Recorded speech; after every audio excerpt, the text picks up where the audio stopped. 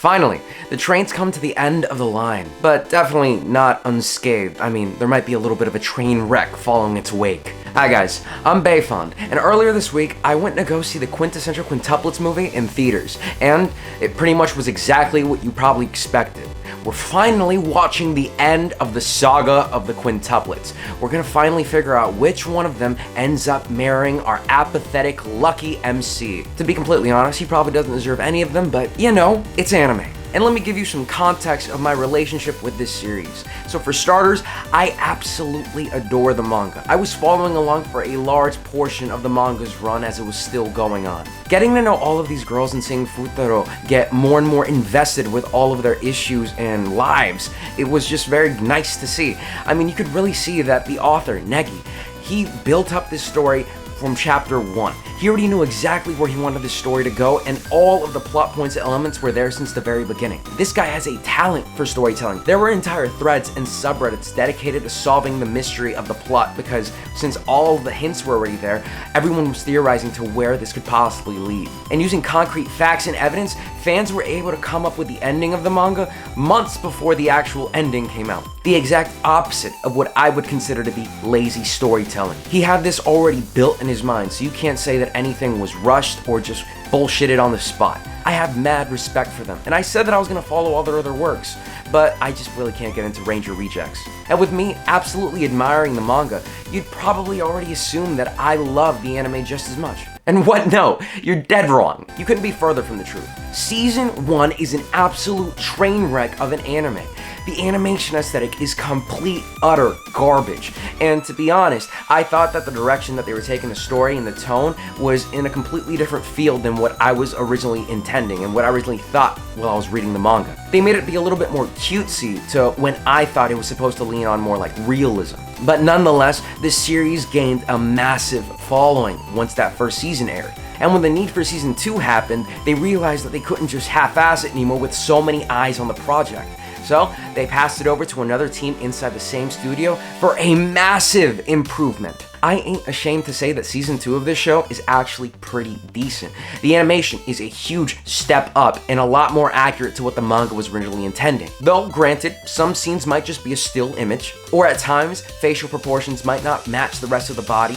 It still tries to capture that more realistic tone, I would say. But where season 2 heavily lacked was in the pacing, because it felt incredibly rushed. And that leads us exactly into the movie, because this exact issue persists the entire way through. Season 2 skipped over some of the best confessions in a romance manga, period, and left some godly artwork lingering for only what I consider to be like a fraction of a frame, not nearly enough time. The movie tries to compile whole arcs and kind of like storylines into just a few scenes. It doesn't give you enough time to digest the most like emotional moments or the fluff that's going about. Like for instance, the pool arc was still in the movie, but it was just used as an intro sequence with no actual, like, you know, weight to the story. And I came in excited to see that adapted, but, you know, just seeing it with the credits on top isn't bad too, I guess. A lot of scenes in the movie are hand-picked elements of the manga. Just grabbing the most important and vital elements and then just chucking them in the movie going like, see, we made them happen. But it doesn't give you the full picture of what's actually happening with the characters. And at times, you actually have to make assumptions on these characters' relations to one another because the story doesn't give you enough information.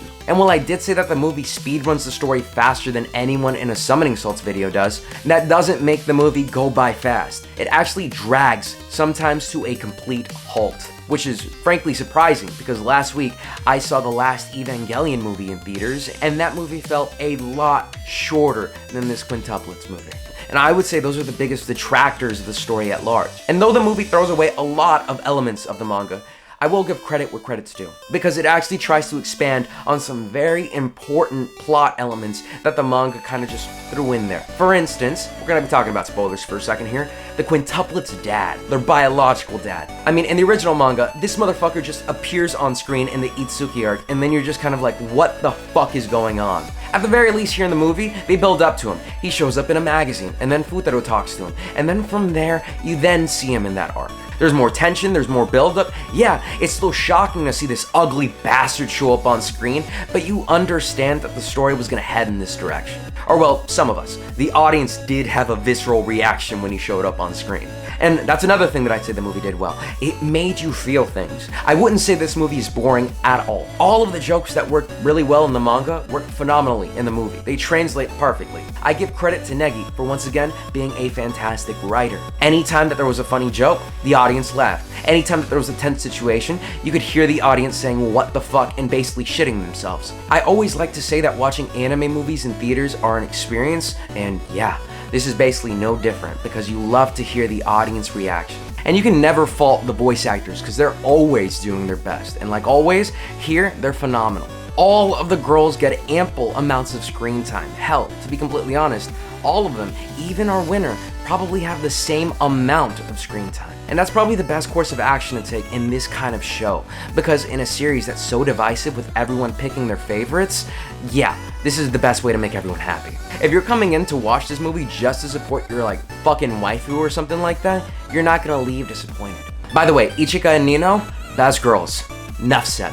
And yeah, if you're probably already a fan of the anime, you're probably gonna absolutely adore this movie. But if you're more like me and are partial to the manga, then you're definitely gonna have some grievances with it, but you're definitely gonna be able to put up with them. The only person that I wouldn't recommend this to is the person that didn't jump on that train early. Because if you are already a fan or are already invested, then there's no reason for me to tell you to catch up to watch this movie. It'd be much more easy for me to tell you, hey, take your time and read the manga. It's a much more fulfilling experience there. And with that, as always, I was Bayfun, and I'll see you guys next time.